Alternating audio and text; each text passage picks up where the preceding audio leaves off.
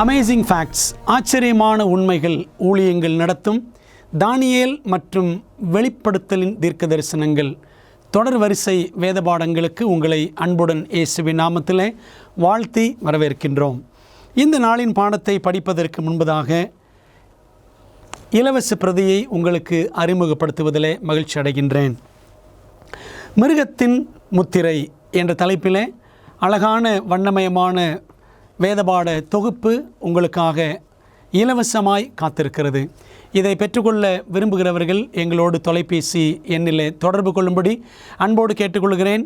அல்லது amazing facts வெப்சைட்டில் சென்று நீங்கள் டவுன்லோட் பண்ணி இதை பயன்படுத்தும்படி, படித்து சத்தியங்களை அறிந்து கொள்ளும்படி உங்கள் அன்போடு நான் கேட்டுக்கொள்கின்றேன். அன்பான தேவ பிள்ளைகளே, இந்த நாளில் நாம் படிக்கப் போகிற பாடத்தின் தலைப்பும் மிருகத்தின் முத்திரை என்பதுதான். நம் ஜெபத்தோடு பாடத்தை படிக்கலாமா? எங்கள் நல்ல பிதாவே, இதோ இப்பொழுதும் உம்முடைய பாதத்திலே வந்து நாங்கள் படிக்க போகிற பாடத்திற்காக தேவனுக்கு நன்றி சொல்கிறோம். கர்த்தருடைய ஆவியானவர் எங்களுக்கு மனத்தெளிவை தந்து உம்முடைய சத்தியங்களை வேதத்தில் உள்ளபடியே நாங்கள் புரிந்து கொள்ள கர்த்தர் எங்களுக்கு உதவி செய்யும். ஆவியானவர் எங்களோடு பேசும். இயேசுவின் நாமத்தில் ஜெபிக்கிறோம் நல்ல பிதாவே, ஆமென். நாம் தானியேல் 2ஆம் அதிகாரத்தில் பாபிலோனின் மாமன்னன் நேபுகாத் நேச்சார் கண்ட அந்த மாபெரும் சிலை குறித்த சொப்பனத்தை படித்தோம். உங்களுக்கு ஞாபகம் இருக்கிறதா? நாம் படித்த முதல் பாடமே அதுதான். ஒரு சிலை, ஒரு கல் என்ற பாடத்தை நாம் படித்தோம் அல்லவா? அந்த சொப்பனம், அதற்குரிய அர்த்தம், இதையெல்லாம் தானியேல் மூலமாக நேபுகாத் நேச்சார் அறிந்த பிற்பாடு அவர் இட்ட அறிக்கை என்னவென்றால், நாம் வாசிக்கிறோம், ராஜாவாகிய நேபுகாத் நேச்சார் தேவனுடைய வல்லமையை குறித்து தானியேலுக்கு சொன்ன வார்த்தை என்ன சொன்னார்? நீ இந்த மறைபொருளை வெளிப்படுத்தினபடியால் மெய்யாய் உங்கள் தேவனே தேவர்களுக்கு தேவனும் மறைபொருள்களை வெளிப்படுத்துகிறவருமாய் இருக்கிறார் என்று நேபுகாத் நேச்சார் அறிக்கையிட்டார். அந்த சொப்பனத்தின் விளக்கத்தை தானியேல் எடுத்து சொல்லும் பொழுது நேபுகாத் நேச்சார் ராஜாவை பார்த்து அவர் சொன்னார், பொன்னான அந்த தலை நீரே என்று சொன்ன வார்த்தை அந்த ராஜாவினுடைய இருதயத்தில் ஆழமாக பதிந்துவிட்டது. அந்த சிலையில் தலை மட்டும் தங்கமாக இருந்தது. அந்த தலைப்பகுதி பாபிலோன் ராஜ்யத்தை சுட்டி காட்டியது என்ற உண்மையை ராஜா கற்றுக்கொள்ளுகிறார். பிற்பாடு இந்த சொப்பனம், அதனுடைய காரியங்கள் எல்லாம் முடிந்து சில ஆண்டுகள் கழிந்த பின்னர் இந்த ராஜாவுக்கு கீழே இருந்த ஞானிகளில் சிலர் வந்து ராஜாவை பிரியப்படுத்துவதற்காக சில ஆலோசனைகளை சொன்னார்கள். என்ன ஆலோசனை என்றால், ராஜாவே, அந்த சிலையின் தலை தங்கம், அந்த சிலையின் தலை மட்டுமல்ல முழுவதுமே தங்கமாக இருந்தால் எவ்வளவு நலமாக இருக்கும். ராஜா, நீரே என்றென்றும் ராஜாவாக இருந்தால் எவ்வளவு நலமாக இருக்கும் என்று சொல்லி இந்த ஞானிகள் ராஜாவுக்கு முன்பாக முகஸ்துதியாக பேசினார்கள். இது கேட்பதற்கு ராஜாவுக்கும் நன்றாகத்தான் இருந்தது. அவரும் என்றென்றும் ராஜாவாக இருக்க வேண்டும் என்று அவர் விரும்பினார். அதனால் அவர் என்ன செய்கிறார்? இன்னொரு சிலையை, தான் சொப்பனத்தில் கண்ட சிலையைப் போலவே நிஜமான ஒரு சிலையை அவர் நிறுத்துகின்றார். நாம் அதை தானியேல் 3ஆம் அதிகாரத்தில் வாசிக்கிறோம். அந்த சிலை 90 அடி உயரமும் 9 அடி அகலமும் ஆனது. அந்த சிலையை தூரா என்ற சமபூமியிலே அந்த ராஜா நிறுத்தி தன்னுடைய தேசத்தில் இருக்கிற எல்லா மக்களும் வந்து என்ன செய்ய வேண்டும்? அந்த சிலையை வணங்க வேண்டும். ஆயிரக்கணக்கான கீத வாத்தியங்கள், இசைக்கருவிகள் எல்லாம் முழங்கும் பொழுது ராஜா நிறுத்தின அந்த சிலையை பணிந்து கொள்ள வேண்டும் என்று ராஜா சட்டம் இயற்றினார். அன்பான தேவப்பிள்ளைகளே, சட்டம் மட்டுமல்ல, மரண தண்டனை சட்டமும் கூடவே இயற்றப்பட்டது. வேதாமத்தில் வாசிக்கிறோம், தானியேல் 3ஆம் அதிகாரம் 6ஆம் வசனம், எவனாகிலும் தாழ விழுந்து அதை பணிந்து கொள்ளாமல் போனால் அவன் அந்நேரமே எரிகிற அக்கினி சூளையின் நடுவிலே போடப்படுவான் என்றான் என்று அந்த ராஜாவினுடைய ஆணையை குறித்து வாசிக்கிறோம். இந்த கதையை நமக்கு நன்றாக தெரியும். தானியேல் அந்த சமயத்தில் இல்லை. தானியேலுடைய 3 நண்பர்கள் அனனியா, மீஷாவேல், அசரியா, அவர்கள் ராஜாவின் ஆணைக்கு கீழ்ப்படியவில்லை. மாறாக தேவனுடைய கட்டளைக்கு மட்டுமே கீழ்ப்படிந்து சிலை வணக்கம் செய்யக்கூடாது என்பதிலே உறுதியாக இருந்தார்கள். ஆகவே ராஜாவை பார்த்தவர்கள் சொன்னார்களாம், விடுவிக்காமற் போனாலும் ராஜாவே, எங்களுடைய தேவன் ஒருவர் இருக்கிறார், அவரைத்தான் நாங்கள் வணங்குவோம். நீர் நிறுத்தின சிலையை நாங்கள் வணங்க மாட்டோம். அப்படி நீர் எங்களை தண்டனைக்குட்படுத்தினாலும் எங்கள் தேவன் எங்களை விடுவிப்பார். அப்படி அவர் விடுவிக்காமல் போனாலும் நாங்கள் உம்முடைய தேவர்களுக்கு ஆராதனை செய்வதும் இல்லை, நீர் நிறுத்தின பொற்சிலையை பணிந்து கொள்வதும் இல்லை என்கிறது ராஜாவாகிய உமக்கு தெரிந்திருக்க கடவுது என்றார்கள் என்று தானியேல் 3:18 வாசிக்கிறோம். ராஜாவின் சட்டத்தை மீறினபடியினாலே இந்த 3 பேரும் அக்கினி சூளையிலே போடப்பட்டார்கள் என்று தானியேல் 3:21 வாசிக்கிறோம். ராஜா உற்று பார்க்கும் பொழுது ஆச்சரியமான விஷயம். அப்பொழுது ராஜாவாகிய நேபுகாத்நேச்சார் பிரமித்து, 3 புருஷரை அல்லவோ கட்டுண்டவர்களாக அக்கினியிலே போடுவித்தோம் என்றான். தானியேல் 3:24. ஆனால் இதோ 4 பேர் விடுதலையாய் அக்கினியின் நடுவிலே உலாவுகிறதை காண்கிறேன். 4ஆம் ஆளின் சாயல் தேவபுத்திரனுக்கு ஒப்பாய் இருக்கிறது என்றான். பிரியமானவர்களே, ராஜா உள்ளே 3 பேரையும் தூக்கி போட்டார். அதில் 4ஆவதாக ஒரு நபர் தேவகுமாரன் மெசியாவாகிய இயேசு கிறிஸ்துவும் அந்த அக்கினி சூளையில் இறங்கி வந்து தம்முடைய பிள்ளைகளை விடுவித்தார். கட்டுண்டு உள்ளே தூக்கி போடப்பட்டவர்கள் இப்பொழுது கட்டவிழ்க்கப்பட்டவர்களாக உலாவினார்கள். கிறிஸ்து அவர்களோடு இறங்கி வந்து அவர்களை விடுவித்து அந்த அக்கினியின் மத்தியில் அவரும் துணையாக இருந்தார் என்பதை தானியேல் 3ஆம் அதிகாரம் நமக்கு தெரியப்படுத்துகிறது. பிரியமான தேவப்பிள்ளைகளே, இந்த தானியேல் 3ஆம் அதிகாரத்தின் சம்பவம் மிகவும் முக்கியமான சம்பவம். ஏதோ ஒரு கதை என்று நினைத்து விடக்கூடாது. எதிர்காலத்தில் நம்முடைய கதை எப்படி இருக்க போகிறது என்பதை தானியேல் 3ஆம் அதிகாரத்தின் கதை நமக்கு தெரியப்படுத்துகிறது. தானியேல் 3ஆம் அதிகாரத்தில் வரும் சம்பவம் எவ்வாறு வெளிப்படுத்தின விசேஷத்தோடு ஒத்து போகிறது? பிரியமானவர்களே, தானியேல் மற்றும் வெளிப்படுத்தல் இரண்டையும் நாம் ஒப்பிட்டு படித்து கொண்டிருக்கின்றோம். இந்த முதல் கேள்விக்கான பதிலை வெளிப்படுத்தல் 13ஆம் அதிகாரம் 15ஆம் வசனத்தில் வாசிக்கிறோம். மிருகத்தின் சொரூபத்தை வணங்காத யாவரையும் கொலை செய்யத்தக்கதாகவும் மிருகத்தின் சொரூபத்திற்கு ஆவியை கொடுக்கும்படி அதற்கு சத்துவம் கொடுக்கப்பட்டது. நேபுகாத்நேச்சார் ஒரு சிலையை நிறுத்தினான், ஒரு சொரூபத்தை நிறுத்தினான், அதை வணங்க வேண்டும் என்று அவன் சட்டம் இயற்றினான். மிருகம் என்றால் அந்த இடத்துல தானியேல் 3ஆம் அதிகாரத்தில் அந்த பாபிலோன் சாம்ராஜ்யம், அந்த சாம்ராஜ்யம், அந்த அரசன் ஒரு சிலையை நிறுத்தினான், அதை வணங்க வேண்டும் என்று சட்டம் இயற்றினான். வணங்காதவர்கள் கொல்லப்படுவார்கள் என்றும் சொன்னான். அதே போல ஒரு சம்பவம் உலகத்தின் முடிவுக்கு முன்பாகவும் நடக்கும் என்பதை வெளிப்படுத்தல் 13:15 நமக்கு சொல்லுகிறது. வெளிப்படுத்தல் 14ஆம் அதிகாரத்தில் 3 முக்கியமான செய்திகள் இருக்கின்றன. 13ஆம் அதிகாரத்திற்குரிய தொடர்ச்சியை 14ஆம் அதிகாரத்தில் நம்ம என்ன செய்கிறோம் பார்க்கிறோம். வெளிப்படுத்தல் 14ஆம் அதிகாரம் 6 முதல் 12 வசனங்களில் அந்த 3 தூதர்களின் முக்கியமான 3 செய்திகளை நாம் பார்க்கிறோம். அதில் முதலாவது செய்தி, தேவனுக்கு பயந்து அவரை மகிமைப்படுத்துங்கள், அவர் நியாய தீர்ப்பு கொடுக்கும் வேளை வந்தது, வானத்தையும் பூமியையும் சமுத்திரத்தையும் நீரூற்றுக்களையும் உண்டாக்கினவரையை தொழுது கொள்ளுங்கள் என்றான் என்று நாம் வாசிக்கின்றோம். இது முதலாவது தூது. மெய்யான தெய்வம் படைத்த சர்வத்தையும் படைத்த இரட்சகரையே தொழுது கொள்ள வேண்டும் என்பதுதான் முதலாவது தூது.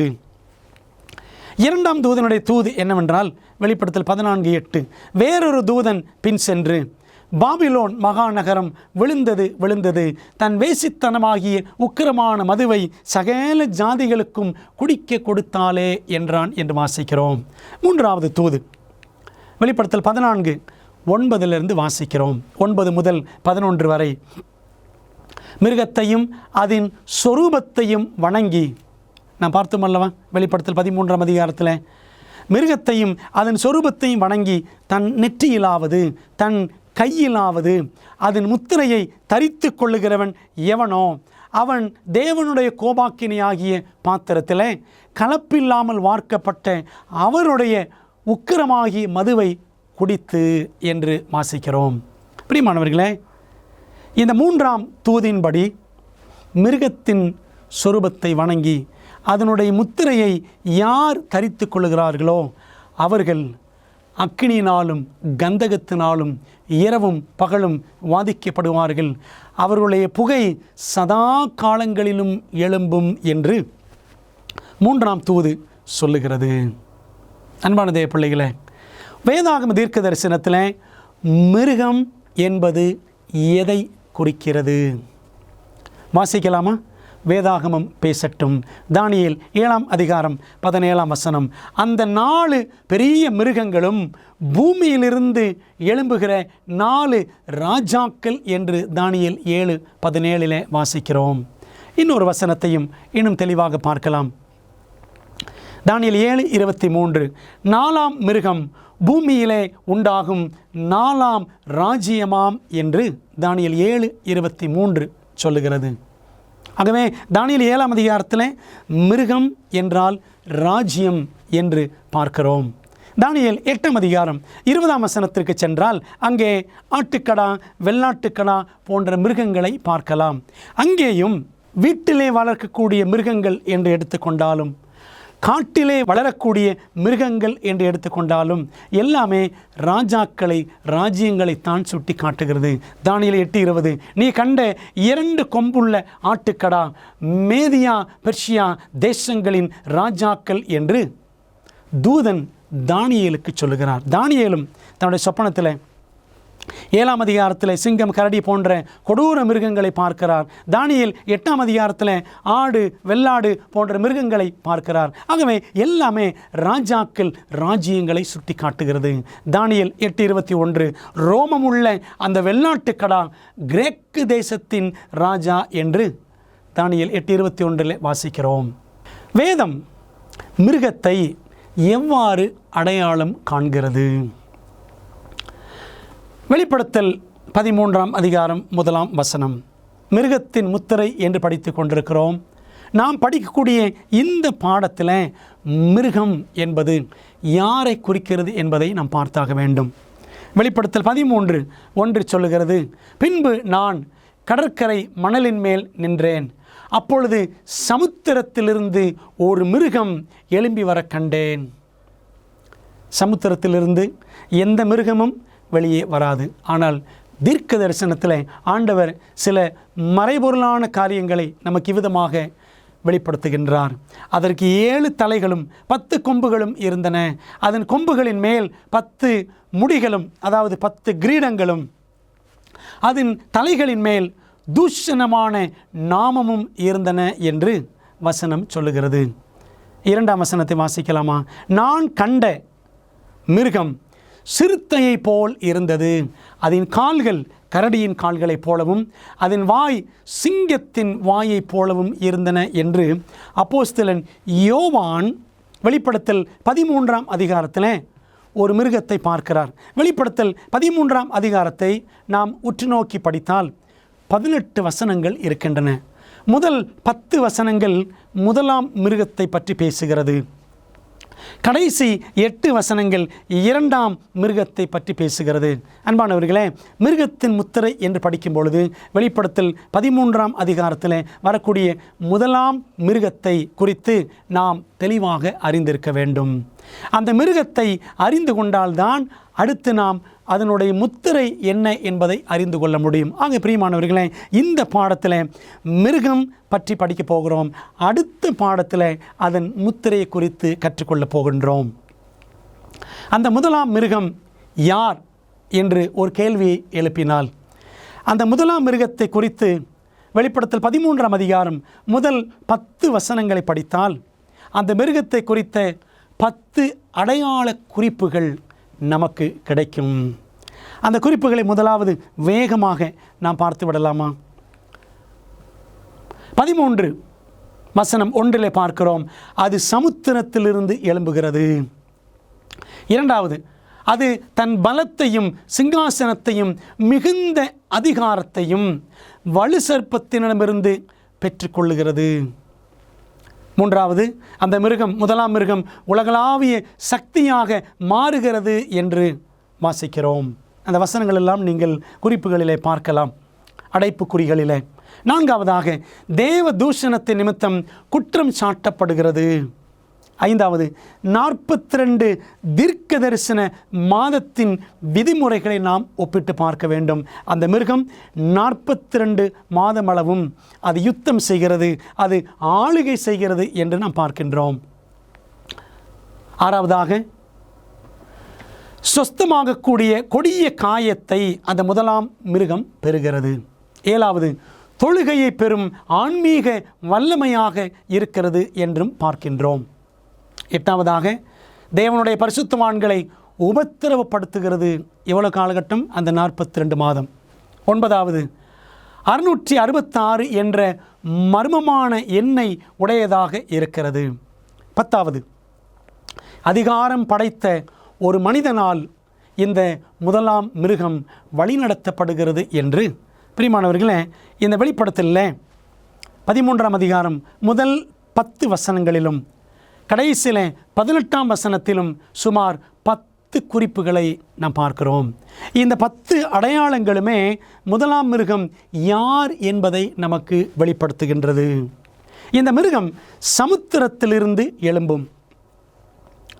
சமுத்திரம் அல்லது தண்ணீர் எதை சுட்டி காட்டுகிறது என்று நாம் பார்க்க வேண்டும். வெளிப்படுத்தல் 17:15 அந்த வேசி உட்கார்ந்திருக்கிற தண்ணீர்களை கண்டாயே, அவைகள், அந்த தண்ணீர்கள் என்பது ஜனங்களும் கூட்டங்களும் ஜாதிகளும் பாஷைக்காரருமாம் என்று நாம் வாசிக்கிறோம்.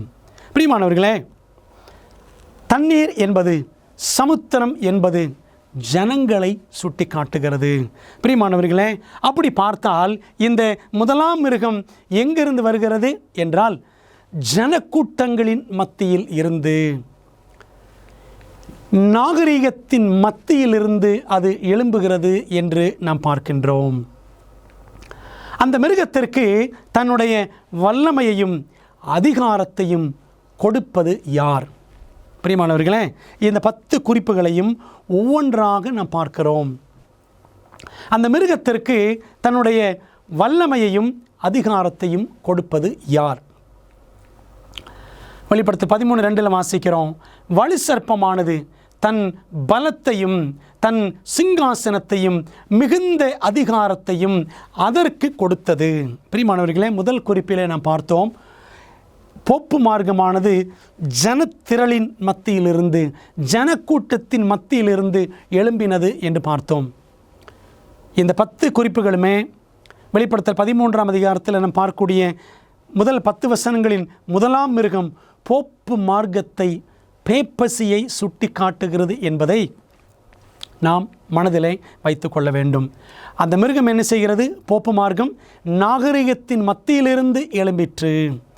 அதற்கு மிகுந்த அதிகாரத்தை, பலத்தை, சிங்காசனத்தை யார் கொடுத்தது என்றால் வலு சர்ப்பம் கொடுத்தது என்று பார்க்கிறோம். வலு சர்ப்பம் என்றால் நம்ம ஏற்கனவே படித்திருக்கிறோம், வெளிப்படுத்தல் 12:9 படி அது பிசாசை குறிக்கும். இது ஒரு அர்த்தம். பிசாசு என்ன செய்கிறது? இந்த மிருகத்திற்கு அதிகாரத்தை கொடுக்கிறது, போப்பு மார்க்கத்திற்கு. வெளிப்படுத்தல் 12ஆம் அதிகாரத்தில் கூறப்படும் பிசாசுதான் ரோமாபுரியில் உள்ள போப்பு மார்க்கத்தின் மூலம் கிரியை செய்து வருகிறது. அன்பான தேவப்பிள்ளைகளே, வெளிப்படுத்தல் 12ஆம் அதிகாரம் முதல் 3 வசனங்களை படித்தால், ஒரு ஸ்திரீ அவள் கர்ப்பமுற்றிருந்தாள், அவள் ஆண் பிள்ளையை பெற்றாள். அவள் ஆண் பிள்ளையை பெற்ற பொழுது வலு சர்ப்பமானது அந்த பிள்ளையை விழுங்குவதற்காக வந்து நின்றது என்று பார்க்கிறோமே. பிரியமானவர்களே, ஆண்டவர் இயேசு கிறிஸ்து அவர் குழந்தையாக பிறந்த பொழுது அவரை கொல்லுவதற்காக காத்திருந்த ராஜ்யம் எந்த ராஜ்யம்? அஞ்ஞான ரோம சாம்ராஜ்யம் என்று நாம் அழகாக பைபிளில் பார்க்கிறோம். பேகன் ரோம். பேகன் ரோம் காலகட்டத்தில் தான் ஆண்டவர் இயேசு கிறிஸ்து பிறக்கிறார். ஆகவே வலு சர்ப்பம் என்பது பிசாசினால் இயக்கப்பட்ட அஞ்ஞான ரோமாபுரியையும் சுட்டி காட்டுகிறது என்பதை நாம் புரிந்து கொள்ள வேண்டும். பிரியமானவர்களே, நாம் படிக்கக்கூடிய மறைமுக குறிப்பு என்னவென்றால், முதலாவது, வலுசர்ப்பம் தனது பலம், சிங்காசனம் மற்றும் அதிகாரத்தை இந்த முதலாம் மிருகத்திற்கு கொடுத்தது. என்னவென்றால், போப்பு மார்க்கம் ஆட்சிக்கு வருவதற்கு முன்பாக இருந்த ரோமாபுரியின் அமைப்பு எதுவென்றால் பேகன் ரோம். இந்த பேகன் ரோம் தான் காலப்போக்கில் பேப்பல் ரோமாக மாறுகிறது. அஞ்ஞான ரோம் போப்பு ரோமாக மாறியது என்பதை நாம் சரித்திரத்தில் தெளிவாக படிக்க முடியும். தொடர்ந்து சரித்திர குறிப்பை நாம் பார்க்கலாமே. பேரரசரின் குடியிருப்பை கான்ஸ்டான்டினோப்பிளுக்கு இடமாற்றம் செய்தது ரோமின் கௌரவத்திற்கு பெரும் பாதிப்பை ஏற்படுத்தியது. அச்சமயத்தில் யாரேனும் அவளுடைய வேகமான வீழ்ச்சியை குறித்து ஒருவேளை கணித்திருக்கலாம். ஆனால் சபையின் வளர்ச்சியும் ரோம பிஷப்பின் வளர்ந்து வரும் அதிகாரமும் அல்லது போப்பும் அவள் வாழ்விற்கு ஒரு புதிய ஒப்பனையை கொடுத்தன. மீண்டும் அவளை தலைநகரமாக மாற்றி இம்முறை நாகரீக உலகின் ஆன்மீக தலைநகரமாக ஆக்கினார்கள் என்று ரோம சரித்திரத்தில் வாசிக்கிறோம். என்ன அர்த்தம் என்றால், ஒரு காலகட்டம் வரைக்கும் பேகன் ரோம், அஞ்ஞான ரோமாபுரியிலே சீஷர்கள், ரோமன் சீசர் என்று சொல்வார்கள், ரோம ராயர்கள் அல்லது ரோம சக்கரவர்த்திகள் ஆளுகை செய்து வந்தார்கள். அவர்கள்தான் அரசராகவும் ஆன்மீக தலைவராகவும் இருந்து வந்தார்கள். ஆனால் ஒரு காலகட்டம் சரித்திரத்தில் கிபி 6ஆம் நூற்றாண்டு வந்த பொழுது போப்புமார்கள் என்ன செய்கிறார்கள்? ஒரு பெரும் தலைவராக, ஆன்மீக தலைவராக அங்கே முக்கியத்துவம் பெறுகிறதை நாம் சரித்திரத்தில் வாசிக்கிறோம். அன்பான தேவ பிள்ளைகளே, அப்படியானால் வலுசர்ப்பமானது என்பது, அஞ்ஞான ரோமானது இந்த முதலாம் மிருகத்திற்கு தன்னுடைய சிங்காசனத்தையும் பலத்தையும் மிகுந்த அதிகாரத்தையும் கொடுத்தது என்று பார்க்கிறோமே. அப்படியானால் பேகன் ரோம் தன்னுடைய அதிகாரத்தை பேப்பல் ரோமுக்கு, அஞ்ஞான ரோம் போப்பு ரோமாக மாறுகிறது என்பதை நாம் இதன் வழியாக புரிந்து கொள்கிறோம். தொடர்ந்து சரித்திரத்தில் வாசிக்கிறோம். ரோமில் சீஷர்களின் அதிகாரத்திற்கு பின், ரோம ராயர்களின் அதிகாரத்திற்கு பின் பாண்டிஃப்களுக்கு, பாண்டிஃப் என்று சொன்னால் போப்புமார்கள் என்று சொல்லலாம், அவர்களுக்கு அதிகாரம் கிடைத்தது. கான்ஸ்டன்டைன் ரோமை விட்டு வெளியேறிய போது அவர் தனது சிங்காசனத்தை பாண்டிஃப்க்கு கொடுத்தார் என்று லாபியாங்கா என்ற சரித்திர பேராசிரியர் யூனிவர்சிட்டி ஆஃப் ரோம் என்ற பகுதியிலிருந்து அவர் எழுதி வைத்திருக்கிறார். அன்பான தேவ பிள்ளைகளே, அப்போ பாருங்கள், கடைசி பேகன் கிங் யார் என்று சொன்னால் ரோமாபுரியில் கான்ஸ்டான்டினோபிள். அவன் வெளியேறும் பொழுது தன்னோட அதிகாரம் எல்லாவற்றையும் போப்புமார்களுக்கு விட்டு செல்லுகிறான் என்பதை சரித்திரம் சொல்லுகிறது. ஆகவே மிருகம் ரோமிடமிருந்து பலத்தையும், அதாவது போப்பு மார்க்கம் அஞ்ஞான ரோமிடமிருந்து பலத்தையும் சிங்காசனத்தையும் அதிகாரத்தையும் பெற்றது என்பதை அவர்களுடைய சரித்திர குறிப்புகளிலிருந்தே நாம் வாசித்தோம். மிருகத்தின் செல்வாக்கு எந்த அளவிற்கு உயர்ந்தது? வெளிப்படுத்தல் 13ஆம் அதிகாரம் 3ஆம் வசனத்தை பாருங்கள். பூமியில் உள்ள யாவரும் ஆச்சரியத்தோடே அந்த மிருகத்தை பின்பற்றி. பிரியமானவர்கள், இன்றைக்கி போப்பு மார்க்கத்தை உலகத்தில் இருக்கிற எல்லாரும் ஆச்சரியமாய் பின்பற்றுகிறார்கள். அதில் மிருகம் என்று போட்டிருக்கிறபடினாலே நாம் அதை தரக்குறைவான ஒரு பதமாக கருதிவிடக்கூடாது. பைபிளில் மிருகம், பீஸ்ட் என்பது ஒரு ராஜாவை அல்லது ஒரு ராஜ்யத்தை குறிக்கிறது என்பதை நாம் பார்த்தோம் அல்லவா? ஆகவே பூமியில் உள்ள யாவரும் ஆச்சரியத்தோടെ அந்த ராஜாவை, அந்த ராஜ்யத்தை பின்பற்றுகிறார்கள் என்று வெளிப்படுத்தல் 13:3 நாம் புரிந்து கொள்ள வேண்டும். வெளிப்படுத்தல் 13 வசனம் 7 பாருங்கள். ஒவ்வொரு கோத்திரத்தின் மேலும், பாஷைக்காரர் மேலும், ஜாதிகள் மேலும் அதற்கு அந்த முதலாம் மிருகத்திற்கு அதிகாரம் கொடுக்கப்பட்டது என்று நாம் வாசிக்கின்றோம். அன்பானவர்களே, இந்த போப்பு மார்க்கம் இன்றைக்கி உலகம் முழுவதும் தன் அதிகாரத்தை செலுத்தி கொண்டிருக்கிறது என்று சொன்னால் அதில் எந்த விதமான தவறும் இல்லை. உண்மையிலே சொல்லப்போனால் கத்தோலிக்கம் என்ற வார்த்தைக்கு உண்மையான அர்த்தம் என்னவென்றால் உலகளாவிய என்று அர்த்தம். கேத்தலிக் மீன்ஸ் யூனிவர்சல், உலகளாவிய ஒரு அமைப்பாக, உலகத்திலேயே இன்றைக்கி எல்லா இடங்களிலும் பரவியிருக்கிற ஒரு சபை அமைப்பு எது என்றால் ரோமன் கத்தோலிக்க சபைதான். பார்த்தீங்களா? அப்போது இந்த மிருகத்தை உலகம் முழுவதும் பூமியில் உள்ள யாவரும் ஆச்சரியமாய் பின்பற்றுகிறார்கள். ஒன்று தெரியுமா?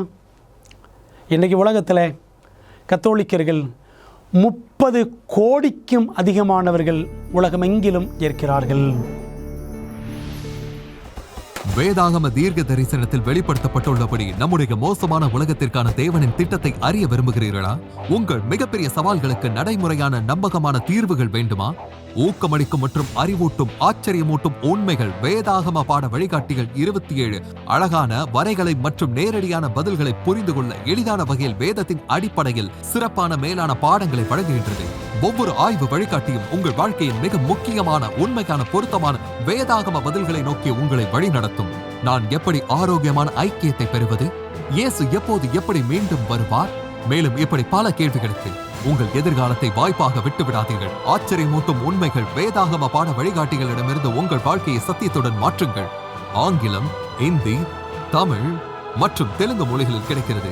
காத்திருக்க வேண்டாம். bookstore.aftv.in என்ற இணையதளம் மூலம் உங்கள் முழுமையான ஆய்வு வழிகாட்டிகளை இன்றே ஆர்டர் செய்யுங்கள். மிருகத்தின் வாயிலிருந்து புறப்படுவது என்ன? பாருங்கள், வசனம் சொல்கிறது, வெளிப்படுத்தல் 13:6, அது தேவனை தூஷிக்கும்படி தன் வாயை திறந்து அவருடைய நாமத்தையும் அவருடைய வாசஸ்தலத்தையும் பரலோகத்தில் வாசமாயிருக்கிறவர்களையும் தூஷித்தது என்று வாசிக்கிறோம். தூஷணம், தேவ தூஷணம், பிளாஸ்பமி என்று சொல்லுவார்கள். அதற்கு என்ன அர்த்தம் என்றால் 2 அர்த்தங்கள் உண்டு. ஒரு நபர் தன்னைத்தான் தேவன் என்று சொல்லிக்கொள்வது. இரண்டாவது, ஒரு நபர் இன்னொரு நபருடைய பிறருடைய பாவங்களை தான் மன்னிக்க முடியும் என்று சொல்லிக்கொள்வது. இதற்குத்தான் தேவ தூஷணம் என்று சொல்லுவார்கள். ஆண்டவர் இயேசு கிறிஸ்து கூட இந்த பூமியில் வாழ்ந்த பொழுது அநேக அற்புதங்களை செய்தார். நோய்வாய்ப்பட்டவர்கள் அநேகரை சுகமாக்கினார், பாவங்களை மன்னித்தார். அப்படி செய்த பொழுது கூட இருந்த பரிசேயர்கள், யூதர்கள் கேட்டார்கள், பாவங்களை மன்னிக்கிறதற்கு இவன் யார்? இவன் தேவதூஷணம் சொல்லுகிறான் என்று சொன்னார்கள். ஆகவே ஒரு நபர் தன்னை தெய்வம் என்று சொல்லுவதும், ஒரு நபர் பிறருடைய பாவங்களை மன்னிப்பதும் தேவதூஷணம். கிறிஸ்துவை செய்தார், மெய்யாகவே அவர் தேவன். ஆனால் பாருங்கள், தீர்க்க தரிசனத்தில் படிக்கிறோம், 2 தெசலோனிக்கேயர் 2:4 அவன் எதிர்த்து நிற்கிறவனாயும் தேவன் எண்ணப்படுவது எதுவோ ஆராதிக்கப்படுவது எதுவோ அவை எல்லாவற்றிற்கு மேலாக தன்னை உயர்த்துகிறவனாயும் தேவனுடைய ஆலயத்தில் தேவன் போல உட்கார்ந்து தன்னைத்தான் தேவன் என்று காண்பிக்கிறவனாயும் இருப்பான் என்று அப்போஸ்தலனாகிய பவுல் இந்த முதலாம் மிருகத்தை குறித்து அவர் எழுதுகின்றார். பிரியமானவர்களே, இந்த வசன குறிப்பின் அடிப்படையில் நாம் சரித்திரத்தில் போய் பார்த்தோம் என்றால் ரோம வரலாற்றில் ஏராளமான போப்புமார்கள் தங்களை கிறிஸ்துவுக்கு பதிலாளி என்றும் தாங்களே தெய்வத்துக்கு சமம் என்றும் சொல்லியிருக்கிறதை பார்க்க முடியும். சில உதாரணங்களை பார்க்கலாமா? வேதத்தில் ஒரு வசனம் சொல்கிறது, யோவான் 10:33, யூதர்கள் அவருக்கு பிரதியுத்தரமாக, நற்கிரியை நிமித்தம் நாங்கள் உன்மேல் கல்லெறிகிறதில்லை, நீ மனுஷனாயிருக்க உன்னை தேவன் என்று சொல்லி இவ்விதமாக தேவதூஷணம் சொல்லுகிறபடியால் உன்மேல் கல்லெறிகிறோம் என்றார்கள். இதே போலவே இயேசு கிறிஸ்துவை அவர் தான் பிறருடைய பாவங்களை மன்னிக்கிறார் என்பதற்காக அவர் தேவதூஷணம் சொல்லுகிறார் என்று சொல்லி அவரை கல்லெறிய பார்த்தார்கள். பாருங்கள், இப்பூமியில் நாங்கள் சர்வ வல்லமையுள்ள தேவனுடைய இடத்தை பெற்றிருக்கிறோம். போப் 13ஆம் லியோ அப்படி சொன்னாராம். பூமியிலே நாங்கள் சர்வ வல்லமையுள்ள தேவனுடைய இடத்தை பெற்றிருக்கிறோம். லூக்கா 5:21 அப்பொழுது வேதபாரகரும் பரிசேயரும் யோசனை பண்ணி தேவதூஷணம் சொல்லுகிற இவன் யார்? தேவன் ஒருவரே அன்றி பாவங்களை மன்னிக்கத்தக்கவர் யார் என்றார்கள். லூக்கா 5:21. கத்தோலிக்க மார்க்கம் சொல்லுகிறது, பாவ மன்னிப்பு அளிக்கவோ அளிக்காமல் இருக்கவோ காரியங்களை அவர்களுக்கு ஏற்றாற்போல் மறுக்கவோ அல்லது நீக்கம் செய்யவோ தேவன் தாமே பாதிரிமார்களின் தீர்மானத்திற்கு கட்டுப்பட்டிருக்கிறார். God is under the control of the bishops. தேவன் இந்த பாதிரிமார்களின் கட்டுப்பாட்டுக்கு கீழே இருக்கிறாராம். பாதிரிமார்களின் தீர்ப்பே இறுதி வாக்காகும், தேவனும் அதற்கு உடன்படுகிறார் என்று வாசிக்கிறோம். இந்த போப்புமார்கள், பாதிரிமார்கள், குருமார்கள் என்ன சொல்லுகிறார்களோ அவர்கள் சொல்கிறது தான் ஃபைனல் சே. ஆண்டவரும் அவர்களுக்கு உடன்படுவார் என்று dignities and duties of the priest என்ற புத்தகத்தில் வால்யூம் 12 பக்கம் 27 வாசிக்கிறோம். இந்த புஸ்தகம் கிடைக்கும் என்றால் அருமையான புத்தகம். கத்தோலிக்கத்தை குறித்து அதில் இருக்கிற ரகசியங்கள், அதில் இருக்கிற பொல்லாப்பான காரியங்கள், வேதத்துக்கு முரணான காரியங்கள் எல்லாவற்றையும் விழாவாரியாக விளக்கக்கூடிய அற்புதமான புத்தகம். பிரியமானவர்களே, அப்படியானால் தேவ தூஷணம் சொல்லுகிற இந்த முதலாம் மிருகம் யார் என்றால் அது போப்பு மார்க்கத்தை தான் அழகாக சுட்டி காட்டுகிறது. இந்த முதல் மிருகமானது எவ்வளவு காலம் ஆளுகை செய்யும்? வெளிப்படுத்தல் 13ஆம் அதிகாரம் சொல்லுகிறது, 5ஆம் வசனம், 42 மாதம் யுத்தம் பண்ண அதற்கு அதிகாரம் கொடுக்கப்பட்டது என்று வாசிக்கிறோம். அன்பான தேவ பிள்ளைகளே, தீர்க்க தரிசனத்தில் குறிப்பாக தானியேல் மற்றும் வெளிப்படுத்தல் இந்த 2 புஸ்தகங்களிலும் ஒரு குறிப்பிட்ட தீர்க்க தரிசனம் 7 தடவை திரும்ப திரும்ப சொல்லப்பட்டிருக்கிறது. அது எது என்று சொன்னால் 1260 நாள் தீர்க்க தரிசனம். தானியேலிலே அதை 2 முறை பார்க்கிறோம். வெளிப்படுத்தலில் 5 முறை நாம் பார்க்கின்றோம். ஆக மொத்தம் இந்த 2 புஸ்தகங்களிலும் சேர்த்து 7 தடவை. இந்த ஒரே தீர்க்க தரிசனம் 1260 நாள் தீர்க்க தரிசனம் என்பது காலம், காலங்கள், அரைக்காலம் என்றும் 42 மாதம் என்றும் இப்படி வெவ்வேறு விதமான அல்லது 3.5 வருஷங்கள் என்றும் வெவ்வேறு விதமான வார்த்தைகளில் தீர்க்க தரிசனங்கள் சொல்லப்பட்டிருந்தாலும் எல்லாமே ஒரே காரியத்தை தான் சுட்டி காட்டுகிறது. ஒரே தீர்க்க தரிசனத்தை ஆண்டவர் 7 முறை சொல்லியிருக்கிறார். தானியேலில் 2 தடவை, வெளிப்படுத்தலில் 5 தடவை. அதில் குறிப்பாக தானியேல் 7ஆம் அதிகாரத்தில் ஒரு தடவை, 12ஆம் அதிகாரத்தில் ஒரு தடவை, வெளிப்படுத்தல் 11ஆம் அதிகாரம், 12ஆம் அதிகாரம், 13ஆம் அதிகாரம்.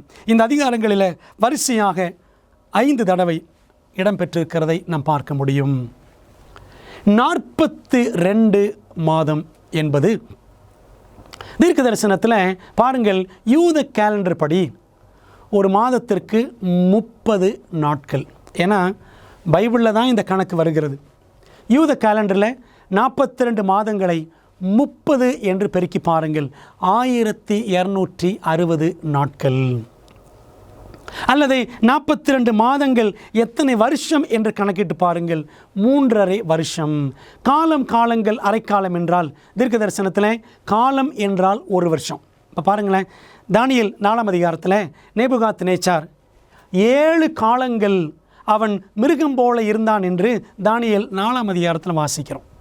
7 காலங்கள் என்றால் 7 வருஷங்கள். ஆகவே தானியேல் 7:25 படி காலம், காலங்கள், அரைக்காலம் என்பது 3.5 வருஷத்தை குறிக்கும். 42 மாதங்கள் என்பது 3.5 வருஷம். என்ன அர்த்தம் அப்படின்னா, தீர்க்க தரிசனத்தில் நாம் ஒரு காரியத்தை போக போக படிக்க போகிறோம். ஒரு நாள் என்பது தீர்க்க தரிசனத்தில் 1 வருஷம். சரித்திர குறிப்பை பார்க்கலாமா? போப்புவின் சட்டபூர்வமான ஆளுகைக்கான அங்கீகாரம் கிபி 538 துவங்கியது.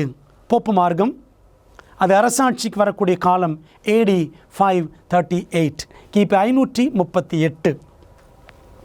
பேரரசர் ஜஸ்டீனியனுடைய கட்டளையின் பிரகாரம் ரோமின் பிஷப்பை எல்லா சபைகளுக்கும் தலைவராகவும் கோட்பாடுகளை வரையறுக்கிறவராகவும் மத புரட்டுக்களை சீர் செய்கிறவராகவும் ஏற்படுத்தினார். அன்பானவர்களே, போப்புவின் மார்க்கத்தை நிறுவினது, நிலைநிறுத்தினது யார் என்றால் ஜஸ்டீனியன் என்ற ரோம பேரரசன். தொடர்ந்து பாருங்கள். பெலிசாரியஸின் இராணுவ பாதுகாப்போடு போப் சாம்ராஜ்யத்தின் நாற்காலியை கிபி 538 ஆண்டில் விஜிலியஸ் கைப்பற்றினார். அவர் தான் முதல் போப் விஜிலியஸ். அன்பான தேவப்பிள்ளைகளே, history of the Christian church 3வது பாகம் பக்கம் 327 வாசிக்கிறோம். அதாவது 42 மாதங்கள், அதாவது 1260 நாட்கள் அல்லது தீர்க்க தரிசனத்தின்படி ஒரு நாள் ஒரு வருஷம் என்றால் 1260 ஆண்டுகால போப்பு மார்க்க ஆட்சி கிபி 538 துவங்குகிறது என்பதை ஆரம்பத்தை அவர்களுடைய சரித்திர குறிப்பிலிருந்தே நாம் வாசிக்கின்றோம். தொடர்ந்து படிக்கலாமா? 42 மாதங்கள் கழித்து அந்த மிருகத்திற்கு என்ன நடந்தது என்பதை வேதாகமத்தில் வாசிக்கிறோம். வெளிப்படுத்தல் 13:3.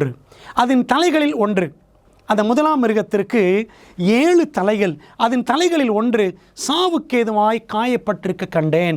ஆனாலும் சாவுக்கேதுவான அந்த காயம் சொஸ்தமாக்கப்பட்டது. பூமியில் உள்ள யாவரும் ஆச்சரியத்தோடு அந்த மிருகத்தை பின்பற்றினார்கள் என்று வாசிக்கிறோம். அந்த முதலாம் மிருகத்தின் தலைகளில் 7 தலைகளில் ஒன்று அது காயம் பெற்றது. அன்பான தேவப்பிள்ளைகளே, இப்படி 42 மாதங்களாக, அதாவது 1260 ஆண்டுகளாக ஆட்சி செய்து கொண்டிருந்த இந்த போப்பு மார்க்கம் பாருங்கள். எசேக்கியேல் 4ஆம் அதிகாரம் 6ஆம் வசனத்தில் படிக்கிறோம். ஒவ்வொரு வருஷத்துக்கு பதிலாக ஒவ்வொரு நாளை உனக்கு கட்டளையிட்டேன். தீர்க்க தரிசனத்தில் ஒரு நாள் என்பது ஒரு வருஷத்தை சுட்டி காட்டும். அப்படியானால் 1260 ஆண்டுகள் சரித்திரத்தில் டார்க் ஏஜஸ் அல்லது மிடில் ஏஜஸ் என்று அழைக்கப்படுகிறது. இருண்ட காலம் அல்லது மத்திய காலம் என்று சொல்லுவார்கள். வேதாகம சரித்திரத்தில் நாம் படித்தோம் என்று சொன்னால், சர்ச் ஹிஸ்டரியில் பார்த்தோம் என்று சொன்னால், அந்த காலகட்டத்திற்கு இன்னொரு பேர் இருக்கிறது, மிடிவல் பீரியட் என்று சொல்லுவார்கள். இடைப்பட்ட காலம் என்பார்கள். அந்த காலகட்டம் எப்போன்னா கிபி 538 கிபி 1798 வரைக்கும் பேரரசர் ஜஸ்டீனியன் கொடுத்த கட்டளையின் அடிப்படையில் போப் விஜிலியஸ் என்பவர் முதல் போப்பாக கிபி 538 அவர் அரசாட்சியை தொடங்குகிறார், ஆன்மீக ஆட்சியை தொடங்குகிறார். கிபி 1798 போப்பின் அரசாங்கம் ஒரு தற்காலிகமான முடிவுக்கு கொண்டு வரப்பட்டது. அதுதான் அதன் தலைகளில் ஒன்று சாவுக்கேதுவான காயம் பெற்றது என்று படித்தோமே. பிரியமானவர்களே, அப்போது தேவனுடைய ஜனங்கள் மீதான மிக கொடுமையான உபத்திரவம் போப்பு மார்க்கம் தேவனுடைய ஜனங்களை ஆண்டோடைய வேதத்தின்படி, ஆண்டோடைய கட்டளைகளின்படி, ஆண்டவருக்கு கீழ்ப்படிந்த பிள்ளைகளை 1260 தீர்க்க தரிசன நாட்கள் அல்லது 1260 வருடங்களாக கொடுமைப்படுத்தியது. இந்த இப்படிப்பட்ட கொடூர கத்தோலிக்க ஆட்சி எப்பொழுது முடிவுக்கு வந்தது என்று சொன்னால், கிபி 1798 வருஷத்தில் சரித்திரம் சொல்லுகிறது. 1798 ஆண்டு பெர்த்தியர் என்ற ஒரு படைவீரன், படைத்தலைவன், பெர்த்தியர் என்ற அலெக்சாண்டர் பெர்த்தியர் என்று சொல்வார்கள், பிரான்ஸ் தேசத்தினுடைய ஒரு படைத்தலைவன். அவன் ரோமாபுரியை கைப்பற்றி போப்பின் அரசாங்கத்தை ஒழித்து அதை மத சார்பற்றதாக நிறுவினான். ஏனென்றால் பிரான்ஸ் தேசம் ஒரு கம்யூனிச நாடு, கடவுளை நம்பாத நாடு. ஆகவே அந்த அரசாங்கம் படையெடுத்து வந்து கடைசியில் ரோமாபுரியை ஒரு முடிவுக்கு கொண்டு வந்தது. எங்கே படிக்கிறோம் பாருங்கள், தி என்சைக்ளோபீடியா அமெரிக்கானா 1941 ஆண்டின் பதிப்பில் நாம் அதை பார்க்கிறோம். அன்பான தேவப்பிள்ளைகளே, நீங்கள் நல்லா கணக்கு போட்டு பாருங்கள். 538 1798 வரைக்கும் 1260 ஆண்டுகள் அல்லது 42 தீர்க்க தரிசன மாதங்கள் அல்லது 1260 தீர்க்க தரிசன நாட்கள் அல்லது 3.5 தீர்க்க தரிசன வருஷங்கள் அல்லது நாம் காலங்கள் அரைக்காலம் என்று சொல்லலாம். இப்படி எல்லாமே ஏறக்குறைய 7 தடவை தீர்க்க தரிசனத்தில் சொல்லப்பட்டிருக்கிற இந்த முக்கியமான தீர்க்க தரிசனம் 1260 நாட்கள் தீர்க்க தரிசனம் உண்மையிலேயே போப்பு மார்க்கத்தின் ஆரம்பத்தையும் முடிவையும் கிபி 538 ஆரம்பித்து கிபி 1798 அது முடிவுக்கு வருவதை நாம் பார்க்கிறோம். ஆகவே இந்த 1260 ஆண்டுகள் 42 மாதம் என்பது போப்பு மார்க்கத்துக்கு தான் மிகவும் கச்சிதமாக பொருந்துகிறது என்பதை நாம் தீர்க்க தரிசனத்தில் படிக்கிறோம், சரித்திரத்திலையும் படிக்கின்றோம். வெளிப்படுத்தல் 13:10 சொல்லுகிறது பாருங்கள், சிறைப்படுத்தி கொண்டு போகிறவன் சிறைப்பட்டு போவான். அநேக கர்த்தருடைய பிள்ளைகளை சிறைப்படுத்தின போப்பு மார்க்கம் அதுவே சிறைப்பட்டு போனது. கிபி 1798 பட்டயத்தினாலே கொள்ளுகிறவன் பட்டயத்தினாலே கொல்லப்பட வேண்டும், ஏராளமான பேரை கொன்று குவித்த போப்பு மார்க்கம். அதை குறித்து நாம் போக படிப்போம்.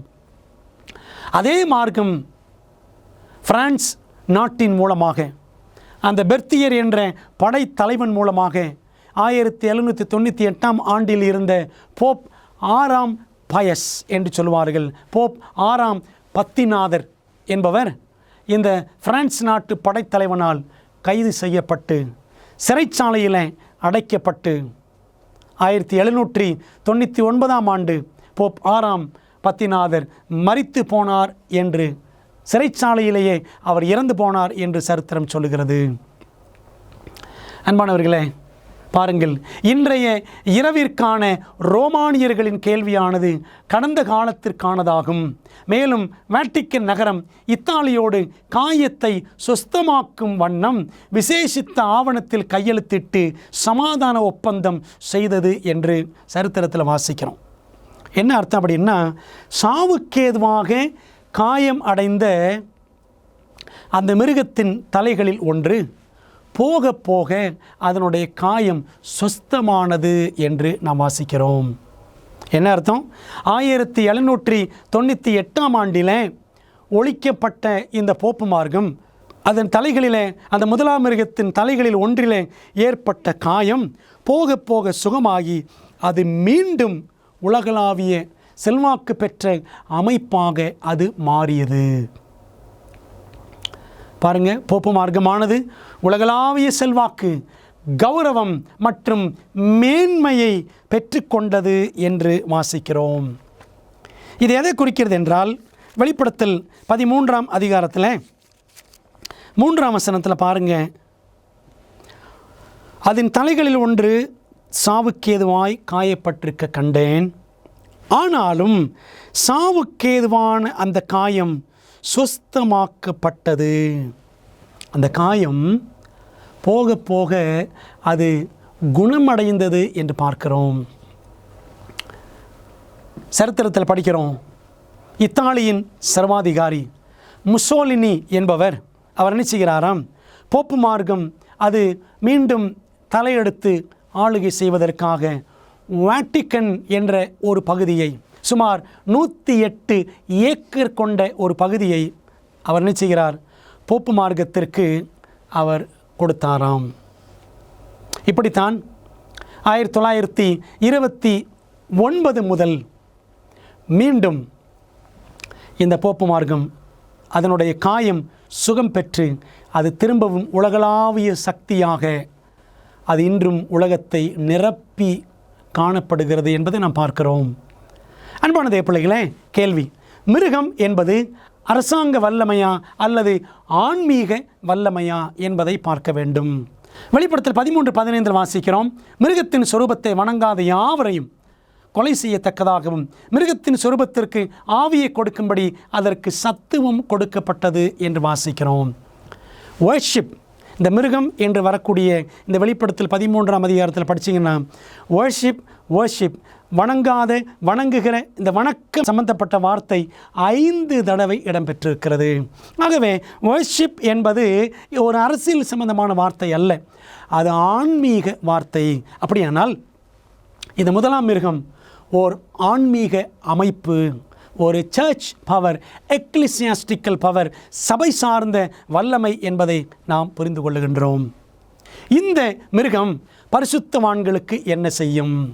பாருங்கள், பிரிட்டிஷ் வரலாற்று ஆசிரியர் வில்லியம் எட்வர்ட் லெக்கி சொல்லுகிறார், மனிதர்கள் மத்தியில் வாழ்ந்த மற்ற எந்த நிறுவனத்தை காட்டிலும் ரோமன் கத்தோலிக்க சபையே குற்றமற்ற இரத்தத்தை அதிகமாக சிந்தியுள்ளது. வரலாற்றை குறித்து திறமையான அறிவை பெற்றிராத எந்த ஒரு புராட்டஸ்டண்டாலும் இது கேள்வி எழுப்பப்படாது. பிரியமானவர்களே, அநேக பிள்ளைகளை சரித்திர காலகட்டங்களில் கொன்றளித்த மார்க்கம் எது என்றால் போப்பு மார்க்கம்தான். சரித்திரத்தில் படிக்கிறோம், ஏறக்குறைய 10-15 கோடி உண்மை கிறிஸ்தவர்களை போப்பு மார்க்கம் கொன்று அழித்திருக்கிறது. எந்த காலகட்டத்தில்? அந்த இருண்ட காலகட்டம். அதாவது கிபி 538 கிபி 1798 வரைக்கும் போப்பு மார்க்கம் இதை செய்திருக்கிறது. ஆயிரக்கணக்கில் ஒரு காலகட்டத்தில் 70,000 பேரை கூட ஒரே நேரத்தில் கொண்டிருக்கிறது. அன்பான தேவ பிள்ளைகளே, இதை சபை சரித்திரம் அறிந்த எந்த புராட்டஸ்டண்டும் மறுக்க முடியாது என்பதை the history of the rise of the spirit of rationalism in Europe என்ற புத்தகத்தில் 2ஆம் பகுதியில் பக்கம் 32 நாம் வாசிக்கின்றோம். பார்த்திருங்களா? வெளிப்படுத்தல் 13ஆம் அதிகாரம் முதல் 10 வசனங்கள், கடைசி 18ஆம் வசனம். இதில் வரக்கூடிய 10 குறிப்புகளும் ஒவ்வொரு குறிப்புமே போப்பு மார்க்கத்தை, அந்த மிருகத்தை, முதலாம் மிருகம் யார் என்பதையும் அது போப்பு மார்க்கம்தான் என்பதையும் நமக்கு சுட்டி காட்டுகிறது. மிருகத்தை அடையாளப்படுத்தும் அந்த இரகசிய எண் என்ன? பாருங்கள், வெளிப்படுத்தல் 13:18. அது மனுஷனுடைய இலக்கமாக இருக்கிறது. இலக்கம் என்றால் நம்பர். அதனுடைய இலக்கம் 666 என்று வாசிக்கிறோம். 666 என்றால் இன்றைக்கி அநேகர் கம்ப்யூட்டர் என்று சொல்கிறார்கள், அல்லது அமெரிக்கன் ஜனாதிபதிகள் சிலரை அப்படி சொல்கிறார்கள். ஆனால் பைபிள் என்ன சொல்லுகிறது? தீர்க்க தரிசனம் என்ன சொல்லுகிறது? போப்பை எதிர்க்க வேண்டுமானால் அதற்கு ஒருவர் உறுதியான தீர்மானம் எடுக்க வேண்டும். விசுவாசத்தின் மூலம் கத்தோலிக்க சபையின் தலைவரே இயேசு கிறிஸ்துவின் பிரதிநிதியாக வகையறுக்கப்படுகிறார். இதை விசுவாசிகளும் ஏற்றுக்கொண்டனர் என்று பார்க்கிறோம். அதாவது போப்பு மார்க்கத்தினுடைய தலைவர் போப்புதான், இயேசு கிறிஸ்துவின் பிரதிநிதி போப்புதான் என்பதை அந்த சபை அங்கீகரித்திருக்கிறது. விசுவாசிகள் எல்லாரும் ஏற்றுக்கொண்டிருக்கிறார்கள். தேவத்துவத்தில் உள்ள 2ஆம் சர்வ வல்லமை உள்ளவரின் இடத்தில் ஒரு மனிதனான போப்பு தேவகுமாரனாக பூமியின் பிரதிநிதியாக கருதப்படுகிறார். பிரியமானவர்களே, தேவத்துவம் பிதா, குமாரன், பரிசுத்தாவி, அதில் 2வது நபர் யார்? இயேசு கிறிஸ்து. அவருடைய இடத்துல, கிறிஸ்துவின் இடத்தில் இந்த மனிதனான போப்பு தேவகுமாரனாக பூமியின் பிரதிநிதியாக அவர் கருதப்படுகிறார். உண்மையிலே சொல்லப்போனால் 666 என்பதை ரோம எழுத்துக்களின்படி கணக்கிட்டால் 666 என்று வரும். வைகாரியஸ் ஃபிலியை டாய் என்று சொல்லுவார்கள். அதனுடைய கூட்டுத்தொகை 666. அதனுடைய அர்த்தம் என்றால் கிறிஸ்துவுக்கு பதிலாளி. கிறிஸ்துவுக்கு பதிலாக இந்த பூமியிலே பிரதிநிதியாக, பரலோகத்தின் பிரதிநிதியாக இருக்கிறவர் போப்பு என்பதை அந்த 666 என்ற எண் சுட்டி காட்டுகிறது. போப்புவின் கிரீடத்தில் எழுதியிருக்கும் எழுத்துக்கள் என்ன? அவைகள் எதை குறிக்கின்றன? அன்பானவர்கள், நான் சொன்னேனே, வைகாரியஸ் ஃபிலியை டாய், அது போப்பின் கிரீடத்தில் இருக்கும் எழுத்துக்களாகும். லத்தீன் மொழியில் அதன் அர்த்தம் தேவகுமாரனின் பிரதிநிதி என்று. அவர் சண்டே விசிட்டர் ஏப்ரல் 18, 1915 வெளியான கத்தோலிக்க பத்திரிகையில் நாம் அதை வாசிக்கிறோம். அதனுடைய கூட்டுத்தொகையை பாருங்கள். இங்கே இருக்கிற ரோம லெட்டர்ஸ், ரோம எழுத்துக்கள் எல்லாவற்றையும் வைகாரியஸ் என்று பார்த்தால் 112, ஃபிலியாய் என்று பார்த்தால் 53, டை என்று பார்த்தால் 501. வைகாரியஸ் பதிலாளி, டை என்று சொன்னால் டெயிட்டி, அதாவது கடவுள், கடவுளின் பிரதிநிதி அப்படின்னு சொல்லுவாங்க.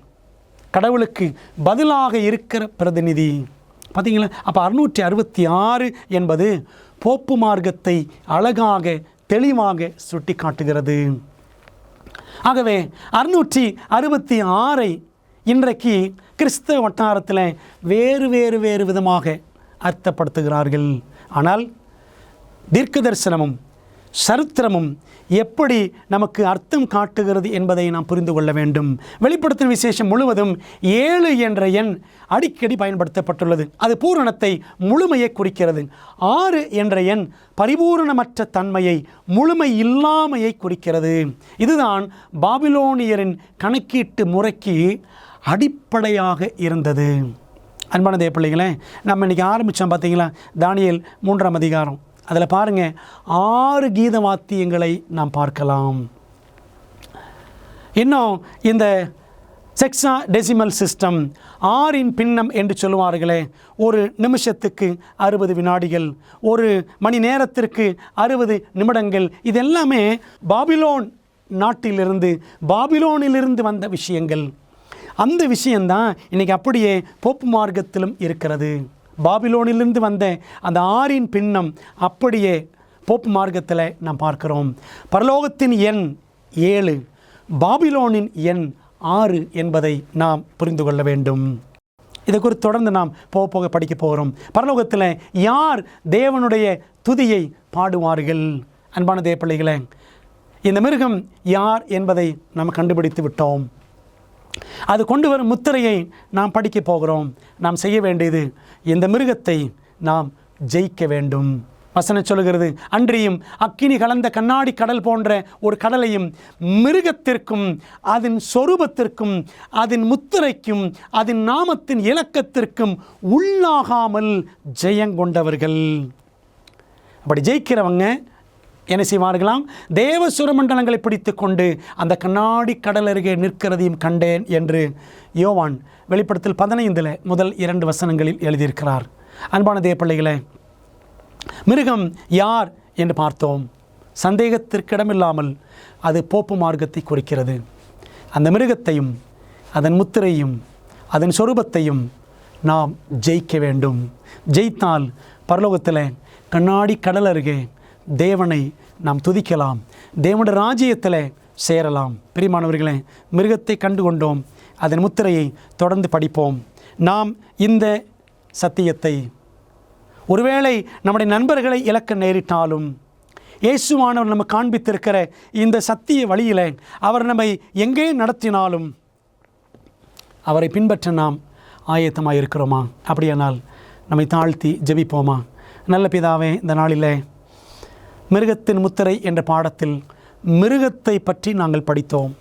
கர்த்தாவே, இன்றைக்கி மிருகம் என்றால் வேறு அர்த்தங்கள் சொல்லப்படக்கூடிய இந்த நாட்களில், கள்ள போதனைகள் நிறைந்திருக்கிற இந்த காலகட்டத்தில் வேதத்தின் வெளிச்சத்திலிருந்து எங்களுக்கு சத்தியத்தை கற்றுக் கொடுப்பதற்காக நன்றி. கர்த்தாவே, தொடர்ந்து எங்கள் கண்களை திறந்திரலும். இந்த சத்தியத்தை புரிந்து கொள்ள எங்களுக்கு பரிசுத்தாவின் அபிஷேகத்தை தாரும். இதை மற்றவர்களுக்கும் பகிர்ந்து கொள்ள பலன் தாரும். இயேசுவின் நாமத்தில் ஜெபிக்கிறோம் நல்ல பிதாவே, ஆமேன். பிரியமானவர்களே, கர்த்தர் உங்களை ஆசீர்வதிப்பார். மீண்டும் அடுத்த பாடத்தில் நாம் சந்திப்போம். ஆமேன். அமேசிங் ஃபேக்ட்ஸ் என் வாழ்க்கையில் ஒரு நல்ல தாக்கத்தை ஏற்படுத்தியது. அமேசிங் ஃபேக்ட்ஸ் உண்மையிலேயே என் வாழ்க்கையில் ஒரு பெரிய தாக்கத்தை செயலாக்கம் தான் இன்று என்னை இங்கே நிற்க வச்சிருக்கு. நான் குற்றப்படுத்தப்படலை, ஆனால் அதை குறித்து சந்தோஷம். வேதாகமத்தை படிக்க ஆரம்பித்தேன். நான் செவந்திர அட்வென்டிஸ்ட் சபையில் ஒரு அங்கமாக ஞானஸ்நானம் கொடுத்த ஜீவனை குறித்து இன்னும் அநேக காரியங்கள் இருக்க வேண்டும். கொடுக்கப்பட்ட செய்தி மிகவும் வல்லமை வாய்ந்ததாக இருந்தது. அமேசிங் ஃபேக்ட்ஸ் 55 வருடங்களுக்கு மேலாக தேவனுடைய நற்செய்தி உலகமெங்கும் அறிவித்து வருகிறது. அப்புறமா அமேசிங் ஃபேக்ட்ஸ்க்கு இடையில லோகோ வரும். இதற்கு முன்பாக நிறைய பேர் பேசுகிறத நான் கேள்விப்பட்டிருக்கிறேன். ஆனால் இவர் பேசுகிறத முதன்முறையாக நான் கேட்டேன். இவர் ஏதோ ஒன்றை குறித்து சொல்லும்போது நான் உடனே வேதத்தை எடுத்து அதை கண்டுபிடிக்கணும்னு ஆசைப்பட்டேன். ஏன்னா நான் இதுக்கு முன்பாக அதை பற்றி நான் கேள்வியே பட்டதில்லை. எனவே நான் வேத பாடங்களை படிக்க துவங்கினேன். நான் உட்பட இங்கு இருக்கும் ஒவ்வொரு நபரும் மாற்றம் பெற துவங்கினோம். கடவுளே, எனக்கு ஏன் இப்படி நடந்தது என்பது என் வாழ்க்கையில் ஒரு கேள்வியாக இருந்தது. தேவன் என்னத்தை பேசினாரு. நான் உண்மையாகவே அவர் தான் என் தகப்பன் என்பதை கண்டேன். நான் என் வாழ்க்கையில் எல்லாத்தையும் இழந்தேன். இப்போதான் ஆண்டவர் என் வாழ்க்கையில் இல்லைங்கிறதே நான் உணர்ந்தேன். நான் ஒரு தீர்க்க தரிசன பாட வகுப்புக்கு சென்றேன். அது என்னை சுக்குநூறாக உடைத்தது. இச்செய்தி மிகவும் வல்லமை வாய்ந்ததும் மறுக்க முடியாத உண்மையுமாக இருந்தது. இது மிகவும் ஆச்சரியமாக உள்ளது. இந்த வேத பாடங்களை படித்ததால் உங்கள் மனதிலே கேள்விகள் இருக்கின்றனவா? அப்படியானால் உங்கள் கேள்விகளை திரையில் தெரியும் எண்ணை பயன்படுத்தி எங்களுக்கு தெரியப்படுத்துங்கள். இல்லை என்றால் உங்கள் கேள்விகளை info@aftv.in என்ற முகவரிக்கு மின்னஞ்சல் செய்யுங்கள். வேதாகமத்தை தொடர்ந்து கற்றுக்கொள்ளும் பொழுது கர்த்தர் உங்களை ஆசீர்வதிப்பாராக. 50 வருடங்களுக்கும் மேலாக அமேசிங் ஃபேக்ட் ஊழியங்கள் நற்செய்தியை உலகம் முழுவதும் பகிர்ந்து கொண்டிருக்கிறது. இயேசுவின் சித்தத்தின்படி அனைத்து மக்களுக்கும் நித்திய சுவிசேஷத்தை அறிவித்துக் கொண்டிருக்கிறது. உங்கள் ஜெபத்திற்கும் ஆதரவிற்கும் நன்றி.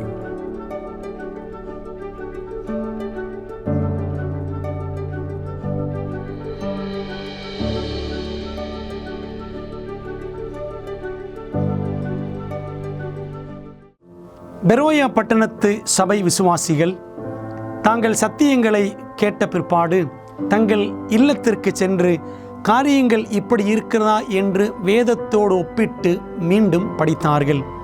அதுபோலவே நீங்களும் செய்ய வேண்டும் என்று நாங்கள் விரும்புகிறோம். இந்த தீர்க்க தரிசன தொடர் கூட்டங்களில் ஒவ்வொரு நாளும் உங்களுக்கு அந்தந்த நாளுக்குரிய செய்தி சம்பந்தமான இலவச பிரதி அறிமுகப்படுத்தப்படுகிறது. ஆகவே அந்த இலவச பிரதியை நீங்கள் திரையில் தெரியும் தொலைபேசி எண்ணை பயன்படுத்தி எங்களோடு தொடர்பு கொண்டு பெற்றுக்கொள்ளலாம். அல்லது எங்களுடைய வெப்சைட்டுக்குள்ளே சென்று நீங்கள் அதை பதிவிறக்கம் செய்து கொள்ளலாம்.